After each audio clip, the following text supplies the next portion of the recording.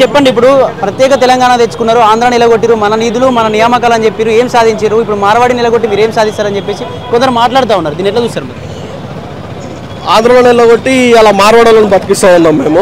మేము వాళ్ళని ఎక్కడికి వెళ్ళగొట్టారు. ఇప్పుడు రాష్ట్రం వేరంత మాత్రాన ఆంధ్ర వాళ్ళు వచ్చేసి ఇక్కడ జీవిస్తలేరా అంటే ఉద్దేశపూర్వకంగా మేము వీళ్ళని వెళ్ళిపోమని చెప్తలేము. మా వృత్తులు మా వ్యాపారం మాకు అడ్డు లేకుండా ఉండమని చెప్పేసి మేము చెప్తా ఉన్నాం. కానీ వీళ్ళని ఏదో వెళ్ళిపోమని చెప్పట్లేము, ఈ రాష్ట్రం నుంచి తరిమి కొడతామని చెప్పట్లేము.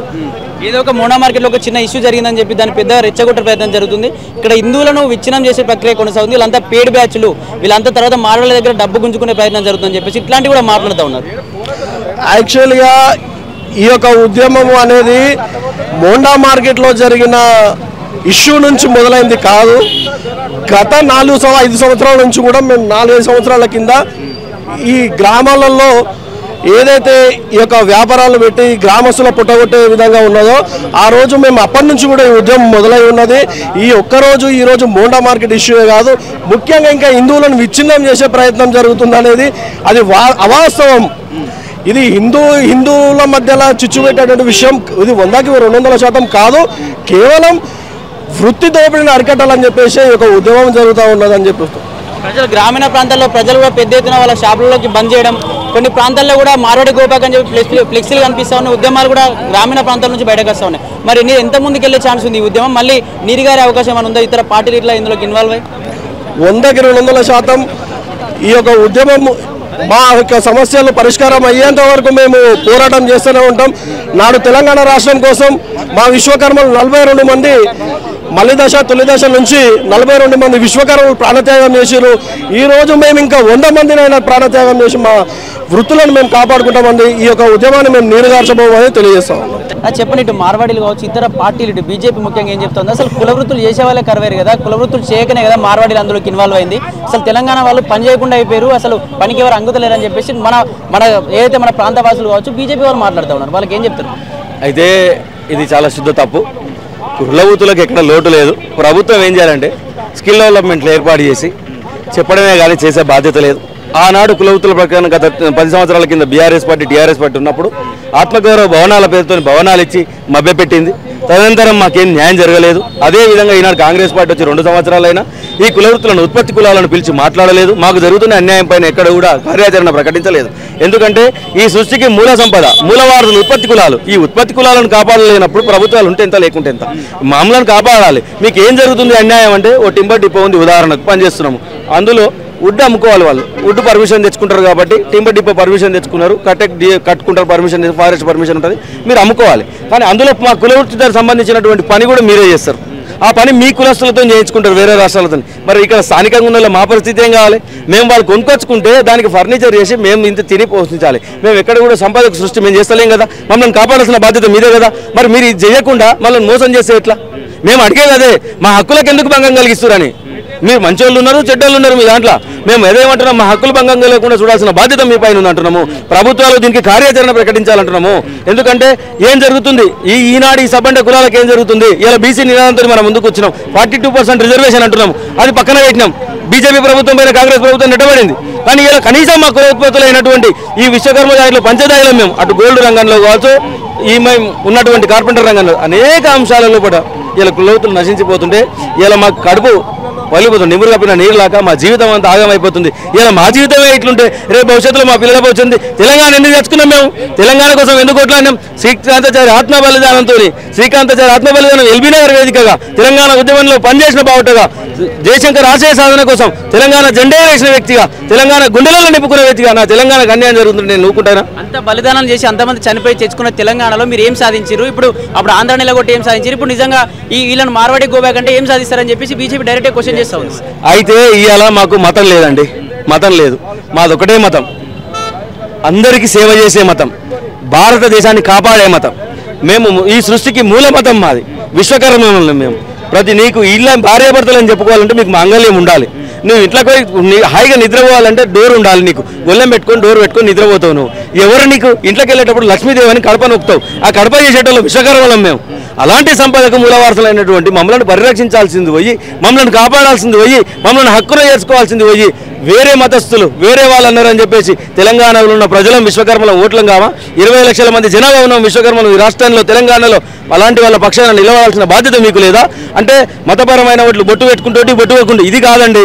కావాల్సింది ప్రజలకు ఏ రాజకీయం అయినా చేసుకోరు మీరు. మాకు రాజకీయం కాదు కావాల్సింది, మా హక్కులు మాకు కావాలి, మా పరిరక్షణ మాకు కావాలి, మా జాతి శ్రేయస్కరం మాకు కావాలి. మా జాతి ఉంటే ఇలా మీరు అందరూ ఉంటారు. రేపు సెప్టెంబర్ 17 తారీఖు నాడు విశ్వకర్మల కోసం విశ్వయజ్ఞం చేస్తాం. మేము ఈ జాతి కోసం ఎవరి కోసం చేస్తాం? మీరంతా బాగుండాలని విశ్వశాంతి కోసం చేస్తాం. మేము ఒక్కరే ఏం చేసుకోం కదా, ఎందుకు చేస్తున్నాము?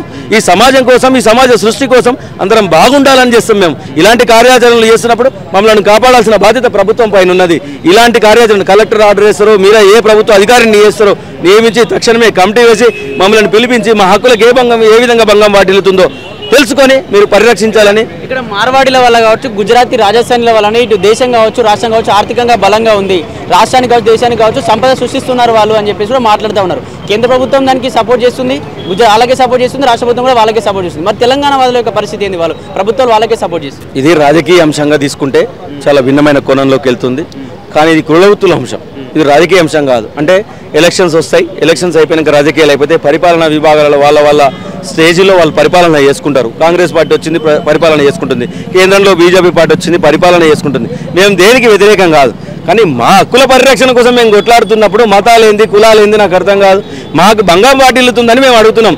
అంటే బీజేపీ మార్వాడీలే బీజేపీకి మద్దతు ఇస్తారు, మేము మద్దతు ఇవ్వమా? నేను కూడా ఆర్ఎస్ఎస్ కార్యకర్తనే, అయితే దానికి ఏం సంబంధం? మా గురువు గారు ఆచార్య గారు తెలంగాణ ఉద్యమం కోసం 6 సార్లు ఓడిపోయింది కల్వకుర్తిలో, అయితే మరి ఏం చెప్తాం? మేము కాదా? మాకు అవన్నీ లేవు. మేము ఏ పార్టీలో అని కాదు, పార్టీలకు అతీతంగా మా విశ్వకర్మ జాతిని కాపాడాలని ప్రభుత్వాన్ని డిమాండ్ చేస్తూ ఉన్నాం. ఎందుకంటే ప్రభుత్వం మమ్మల్ని కాపాడలేనప్పుడు, పరిరక్షించలేనప్పుడు, మా బాధలు వాళ్ళకి తెలియనప్పుడు మాకెట్లా తక్షణమే కమిటీ వేసి మమ్మల్ని పిలిపించి మాట్లాడాల్సిందిగా ప్రభుత్వాన్ని విజ్ఞప్తి చేస్తున్నాం. రాష్ట్రంలో పోలీసులు కావచ్చు, పోలీసు వ్యవస్థ కావచ్చు, ప్రభుత్వాలు కావచ్చు, తెలంగాణ ప్రాంతంలో ఉన్న వ్యక్తులు ఎవరైతే మార్వాడి గోబ్యాక్ అంటా ఉన్నారో వీళ్ళపైన మాట్లాడే వాళ్ళపైన మాత్రమే అరెస్టులు చేస్తూ ఉన్నారు. ఇళ్లలోకి వచ్చి ముందస్తుగా హౌస్ అరెస్ట్ కూడా చేసేస్తూ ఉన్నారు. కానీ తాగుబోతులు తెలంగాణ వాళ్ళు 2000 ఉంటే తాయి పంటారు అన్నటువంటి ఈ మార్వాడీలు ఒక్కల పైన కూడా అక్కడ దాడి చేసిన వాళ్ళపైన ఇప్పుడు కూడా కేసులు కనిపిస్తుంది. అంటే తెలంగాణ పోలీసులు కూడా వాళ్ళకే సపోర్ట్ చేస్తున్నారు అనుకోవచ్చా?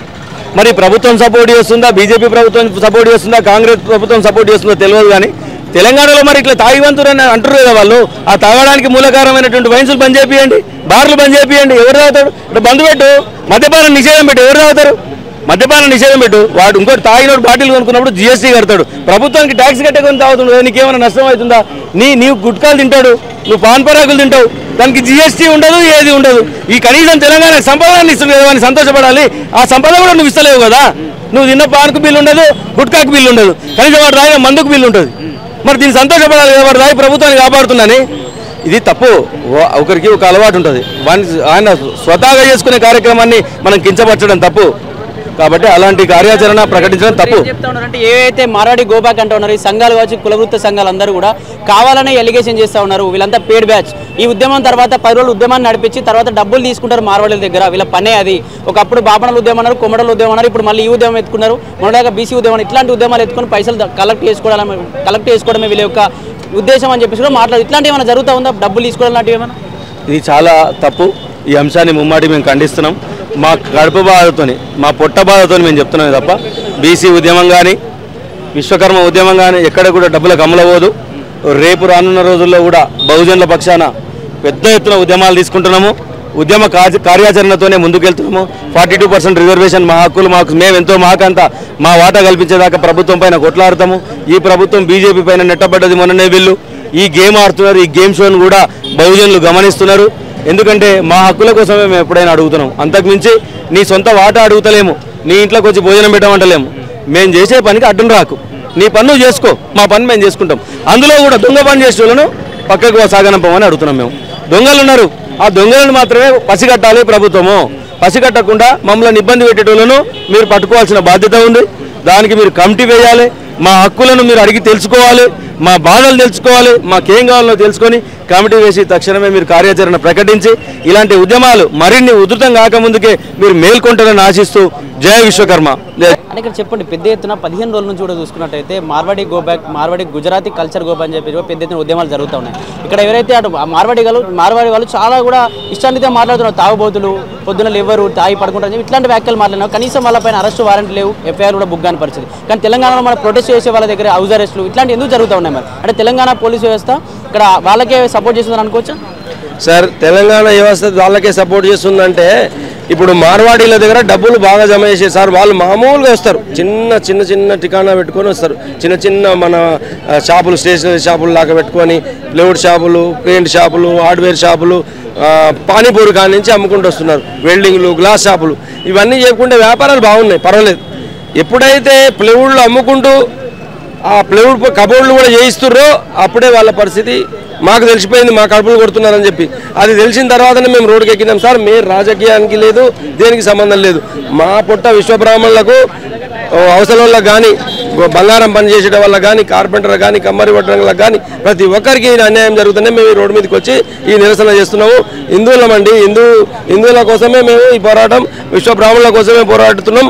ఇది ఇప్పటికి ఇలాగే చేసిరనుకో ఇంకా నెక్స్ట్ మా టార్గెట్ ఏంటంటే ఈరోజు 1000 మంది వస్తే 100 మంది వచ్చినాం, 1000 మంది వచ్చి వాళ్ళ షాపులన్నీ ఎరకడతాం. ఎందుకంటే వ్యాపారం చేసుకుంటే చేసుకో, వ్యాపారానికి మేము అడ్డు రాము. మా పనులు మాత్రం మీరు చేసినట్టయితే షాపులు మొత్తం బయటేసి తాళాలు సీజ్ చేస్తాము. మాకంతా ఏ కేసులైనా సరే మేము ముతగాడము ముందుకు జరుగుతాం. ఇక మాకు ప్రభుత్వాలు సహకరిస్తేనేమో పర్వాలేదు, ప్రభుత్వం సహకరించకపోతే మేమే రంగంలో దిగుతామండి. అందుకే ఈరోజు స్టార్టింగ్లో వెళ్ళాము. 15 రోజుల నుంచి జరుగుతుంది కార్యక్రమాలు, మీరు కూడా చూస్తున్నారు కదా. ఈ విశ్వబ్రాహ్మణులకు అన్యాయం జరిగితే మేము మాత్రము వదలము. ఇట్లాంటి పనులు చేయకుండా మీరు మీ వ్యాపారాలు చేసుకోండి అని చెప్పి చెప్తున్నా.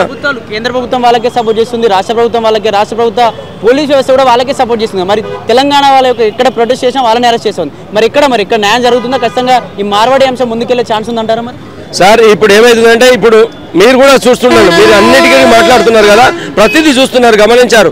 ఎవరికి న్యాయం జరుగుతుంది, ఎవరికి అన్యాయం జరుగుతుందో తెలుసు. కనుక ఇప్పుడు మాలాంటి వాళ్ళు మాట్లాడితే వాళ్ళని అరెస్ట్, రీసెంట్గా కూడా అరెస్ట్ చేశారు పృథ్వీరాజు గారు. వీళ్ళంటి అరెస్టులు చేస్తున్నారు. ఎందుకంటే వాళ్ళైతే తప్పు చేయట్లేదు కానీ న్యాయం గురించి గొప్పగాడుతారు. న్యాయం గురించి కొట్లాడుతానేమో అరెస్టులు చేస్తారు.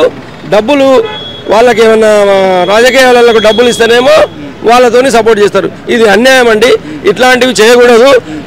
వ్యవస్థ విశ్వకర్మ అంటే మన దేశానికి ఒక వెన్ను పూసలాంటి విశ్వకర్మలకు అన్యాయం జరిగితే ప్రభుత్వాలు అన్నీ రావాలి. కానీ ఈ దొంగనా కొడుకులు దూరం నుంచి వచ్చి ఎక్కడో బతకనీకి వచ్చి డబ్బులు ఇస్తే వాళ్ళకు మాత్రం చేయకూడదు. అది నేను చెప్పేది ఏంటంటే ఒక న్యాయంగా విశ్వకర్మలకు కడుపు కాలుతుందంటే ప్రతి రాష్ట్రం నుంచి కానీ ప్రతి ఒక్కరు కానీ వాళ్ళ రాజకీయాల నుంచి హెల్ప్ చేయాలి. కానీ డబ్బులు తీసుకొని వాళ్ళకే హెల్ప్ చేయాలంటే వాళ్ళకి ఏదో మరి ముడుపులు ముడుతున్నట్టున్నాయి మరి రాజకీయంగా. అందుకే వీళ్ళు ఇట్లా చేస్తున్నారు. లేకపోతే ఎందుకంటే తెలంగాణలో కులవృత్తులు చేసే వాళ్ళే కరువైపోయారు కాబట్టి మార్వాడీలు ఎంట్రీ ఇచ్చారు. మీరు కులవృత్తులు చేసినాక వాళ్ళెందుకు ఇక్కడికి వస్తారని చెప్పేసి బీజేపీ వాళ్ళకి సపోర్ట్గా మాట్లాడుతుంది. మరి వాళ్ళకి ఏం చెప్తారు సార్? అది కాదు ముచ్చట.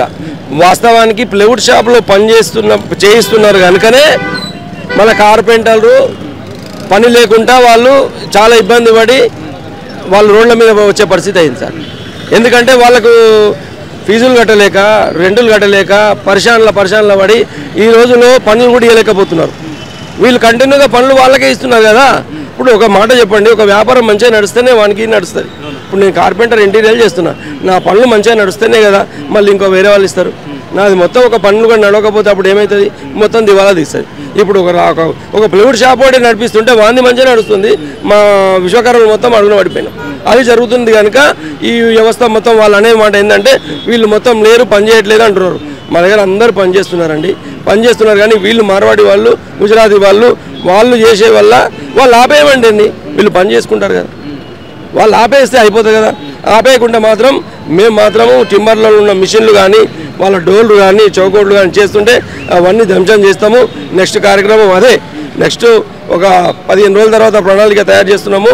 మొత్తం టీం అంతా కలిసి షాపుల మీదకి పోయి ముందు ఒక చెప్తాము, మీరు బంద్ చేస్తేనే బంద్ చేయండి, లేకుంటే మాత్రం మీకు మాత్రం కఠిన చర్యలు అని చెప్పేసి ఒక 2 ఛాయిస్లు ఇచ్చి తర్వాత మేమే ముందుకు తీసేస్తాం, ఆపరేషన్ తయారు చేస్తాం.